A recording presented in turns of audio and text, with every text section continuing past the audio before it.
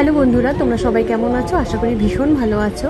Last 7 September পূর্ণিমা ছিল, আমরা সেদিন গঙ্গায় গেছিলাম, বাট আমার ব্লগটা পোস্ট করতে একটু দেরি হয়ে গেল। দুর্গাপুজোতে যা যা লাগবে, গঙ্গা জল, গঙ্গামাটি, আমি আর আমার হাজব্যান্ড এসেছি বাবুঘাটে। মা গঙ্গা, এই যে আমরা জল নিলাম।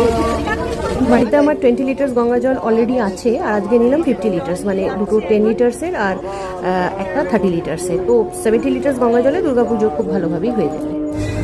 এখন গঙ্গামাটি কিনছি, আমার ঘরে আছে গঙ্গামাটি, তাও আমি এখান থেকে আরো দুটো তাল নেব মাটি, যাতে কম না পড়ে মাটি।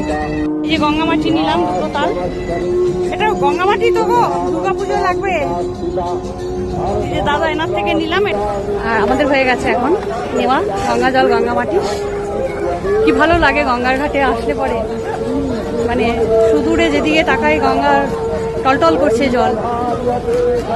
আর আজকে এখন পুরো জোয়ার চলছে, আজকে তো ভরা পূর্ণিমা আর জোয়ার চলছে এখন। আর বাবুঘাট থেকে আমরা স্ট্রেট কুমোরটুলিতে এসেছি আমার দুর্গামাকে দেখতে। এটা আমাদের দুর্গা মা, মানে মাটি চাপা হয়ে গেছে কাঠামোর উপরে, এখন রং করা বাকি। মুখখানা ভারী মিষ্টি। আচ্ছা হ্যাঁ, লক্ষ্মী গণেশ, যে হনু বাবা আমার, মা লক্ষ্মী, কার্তিক বাবা আর সরস্বতী মা।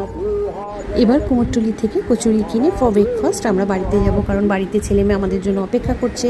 আর আজকে আমরা অনেক ভোরবেলা বেরিয়েছি। সো আজকের ব্লগ এখানেই শেষ করলাম। তোমরা সবাই ভালো থেকো, tata. Swari, Swari, Swari, Swari, Swari, Swari, Swari, Swari, Swari,